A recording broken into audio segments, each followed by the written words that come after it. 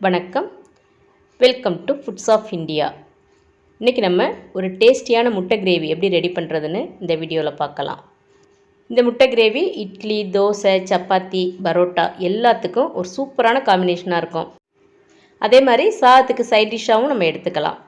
வாங்க, ரொம்ப டேஸ்டியான இந்த முட்டை கிரேவியை எப்படி ரெடி பண்ணுறதுன்னு இப்போ நம்ம பார்க்கலாம். முட்டை கிரேவி ரெடி பண்ணுறதுக்கு முதல்ல நம்ம முட்டையை அவிச்சு எடுத்துக்கணும். நான் அந்த கிரேவி ரெடி பண்ணுறதுக்கு இன்றைக்கி 5 முட்டை எடுத்திருக்கேன். இந்த மாதிரி ஒரு பாத்திரத்தில் முட்டை வேகிறதுக்கு நம்ம தேவையான அளவு தண்ணி எடுத்துக்கணும். தண்ணி கொஞ்சமாக சூடானதுக்கப்புறம் 1 டீஸ்பூன் அளவுக்கு நம்ம இதில் உப்பு சேர்த்துக்கலாம். அதுக்கப்புறம் முட்டையை நல்லா தண்ணியில் கழுவிட்டு மெல்ல இந்த மாதிரி தண்ணியில் போட்டுக்கணும். தண்ணி கொதிக்கிறதுக்கு முன்னாடி நம்ம முட்டையை போட்டுறணும். முட்டை வேகிறதுக்கு குறைஞ்சது 10 நிமிஷமாவது ஆகும். மொதல் 5 நிமிஷத்துக்கு நம்ம அடுப்பை மீடியம் ஃப்ளேமில் வச்சு முட்டையை வேக வச்சுக்கணும். அந்த 5 நிமிஷத்துக்குள்ளே முட்டை ஓரளவுக்கு நல்லா செட் ஆயிரும். அதுக்கப்புறம் நம்ம ஃபுல் ஃப்ளேமில் வச்சு இந்த தண்ணியை கொதிக்க விட்டோம்னா முட்டை ஓடு உடஞ்சி அந்த முட்டை வெளியே வராமல் இருக்கும். 10 நிமிஷத்துக்கு அப்புறம் நம்ம அடுப்பை ஆஃப் பண்ணிடணும். அப்புறம் அந்த முட்டையெல்லாம் நல்ல டேப் வாட்டரில் போட்டு ஒரு 2 நிமிஷம் அந்த குளிர வச்சுட்டு அதுக்கப்புறம் நம்ம முட்டை ஓட உடைச்சோம்னா முட்டையெல்லாம் நல்லா இந்த மாதிரி முழுசாக வரும்.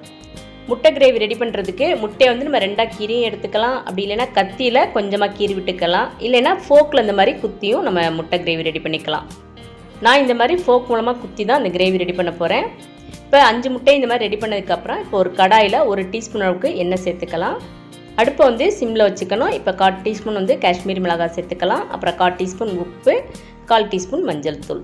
இப்போ இது 3ஐயும் நல்லா மிக்ஸ் பண்ணி விட்டு நம்ம உடச்சி எடுத்து வச்சுருக்க இந்த முட்டையும் இதோட நல்லா மிக்ஸ் பண்ணி விட்டுக்கலாம். முட்டை அதிக நேரம் நம்ம எண்ணெயில் ஃப்ரை பண்ணோம்னா முட்டையோட வெளிப்பக்கம் கொஞ்சம் ரஃப் ஆயிரும். அதனால் 1 நிமிஷம் நம்ம சிம்மில் வச்சு நல்லா இந்த மாதிரி வறுத்து எடுத்துக்கலாம். இந்த மாதிரி வறுக்கும்போது அந்த உப்பு, காரம் எல்லாம் அந்த முட்டை மேலே சேர்ந்து சாப்பிடும்போது நல்லாயிருக்கும். இப்போ 1 நிமிஷத்துக்கு அப்புறம் இதை நம்ம தனியாக எடுத்து வச்சிடலாம். இப்போ நம்ம கிரேவி ரெடி பண்ண ஆரம்பிச்சிருவோம். இந்த முட்டை கிரேவி ரெடி பண்ணுறதுக்கு இப்போ ஒரு கடாயில் 4 டேபிள் ஸ்பூன் அளவுக்கு ரீஃபைண்ட் ஆயில் எடுத்துக்கலாம். இப்போ எண்ணெய் நல்லா சூடானதுக்கப்புறம் ஒரு பிரியாணி இலையை இந்த மாதிரி 2ஆக கட் பண்ணி சேர்த்துக்கலாம். அப்புறம் ஒரு சிறு துண்டு பட்டை, அதையும் நான் அந்த மாதிரி 2ஆக கட் பண்ணி சேர்த்துருக்கேன். அப்புறம் ஒரு அன்னாசிப்பூ, ஒரு ஏலக்காய் அந்த மாதிரி தட்டி எடுத்துக்கணும். கொஞ்சமாக கல்பாசி சேர்த்துக்கலாம். அப்புறம் 3 கிராம்பு, 1 டீஸ்பூன் ஜீரகம். இப்போ இது எல்லாத்தையும் சேர்த்துக்கணும். ஜீரகம் நல்லா பொரிஞ்சு வரட்டும். ஜீரகம் நல்லா பொரிஞ்சு வந்த உடனே நான் 2 மீடியம் சைஸ் பெரிய வெங்காயத்தை இந்த மாதிரி பொடியாக நறுக்கி வச்சுருக்கேன். இப்போ அந்த பெரிய வெங்காயத்தை இதில் நம்ம சேர்த்துக்கலாம். இப்போ இந்த வெங்காயம் வதங்குறதுக்கு நம்ம கொஞ்சமாக உப்பு சேர்த்துக்கலாம். இந்த வெங்காயம் நல்லா கலர் மாறி வரணும். அது வரைக்கும் இதை நம்ம எண்ணெயில் வதக்கி எடுத்துக்கணும். வெங்காயம் எந்த அளவுக்கு நல்ல கலர் மாறி வருதோ அந்த அளவுக்கு இந்த முட்டை கிரேவி நல்ல டேஸ்ட் கொடுக்கும். அடுப்பை மீடியம் ஃப்ளேமில் வச்சு இந்த வெங்காயத்தை நல்லா வதக்கி எடுத்துக்கலாம். இந்த வெங்காயம் நல்ல கலர் மாறி வர்றதுக்கு குறைஞ்சது ஒரு 7 நிமிஷமாவது ஆகும். இப்போ வெங்காயம் நல்லா இந்த மாதிரி கலர் மாறி வந்ததுக்கப்புறம் இப்போ நான் 2 டீஸ்பூன் அளவுக்கு இஞ்சி பூண்டு பேஸ்ட் சேர்த்துக்கிறேன்.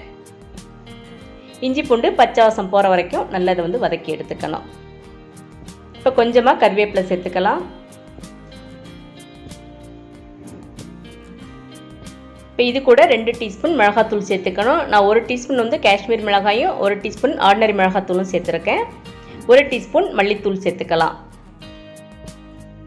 1/2 டீஸ்பூன் மஞ்சள் தூள், அப்புறம் 1/2 டீஸ்பூன் ஜீரகத்தூள், 1/2 டீஸ்பூன் மிளகுத்தூள், கடைசியாக 1/2 டீஸ்பூன் கரம் மசாலா. இப்போ இதெல்லாத்தையும் சேர்த்து நம்ம நல்லா மிக்ஸ் பண்ணி விட்டுக்கணும். அந்த மசாலா நல்ல பச்சை வாசம் போகிற வரைக்கும் எண்ணெயில் இதை நல்லா வதக்கி எடுத்துக்கலாம். இப்போ எண்ணெயில் நல்லா இந்த மாதிரி வதக்கினதுக்கப்புறம் 3 மீடியம் சைஸ் தக்காளியை மிக்சியில் நல்லா அரைச்சி அந்த தக்காளி பேஸ்ட்டை இதில் சேர்த்துக்கலாம். இப்போ இதையும் சேர்த்து நம்ம நல்லா மிக்ஸ் பண்ணி விட்டுக்கணும். தக்காளி நல்லா எண்ணெய் பிரிஞ்சு வரணும். அது வரைக்கும் இதை நம்ம நல்லா எண்ணெயில் வதக்கி எடுத்துக்கணும். இப்போ அடுப்பை நம்ம சிம்மில் வச்சிடலாம். ஒரு மூடி போட்டு மூடி 3 நிமிஷம் அந்த சிம்மில் வேக வச்சுக்கலாம். இந்த 3 நிமிஷத்துலேயே அந்த தக்காளி பச்சை வாசம் போய் நல்லா எண்ணெய் பிரிஞ்சு வந்துடும். 3 நிமிஷம் ஆச்சு. இப்போ நம்ம மூடியை திறந்து பார்க்கலாம். பாருங்கள், எண்ணெய் நல்லா பிரிஞ்சு வந்திருக்கு. இந்த டைம் நம்ம இந்த கிரேவிக்கு தேவையான அளவு உப்பு சேர்த்துக்கலாம். இப்போ இது கூட நான் 1/4 கப் அளவுக்கு நல்லா புளிக்காத தயிர் சேர்த்துக்கிறேன். தயிர் சேர்த்து அடுப்பை அதே சிம்மில் வச்சு கண்டினியூஸாக நல்லா இந்த மாதிரி மிக்ஸ் பண்ணி விட்டுக்கணும். கைவிடாமல் நல்லா இந்த மாதிரி மிக்ஸ் பண்ணி விட்டோம்னா தயிர் இந்த மசாலாவோட நல்லா ஒன்று சேர்ந்து வந்துடும். இப்போ வறுத்து வச்சுருக்க அந்த முட்டையை இது கூட சேர்த்துக்கலாம். இப்போ இதையும் சேர்த்து நம்ம முட்டை உடையாமல் கரண்டினால் மெல்ல இந்த மாதிரி நல்லா மிக்ஸ் பண்ணி விட்டுக்கணும். 2 நிமிஷம் சிம்லே அப்படியே இருந்துச்சுன்னா இந்த முட்டை கிரேவி நல்லா எண்ணெய் பிரிஞ்சு வந்துடும்.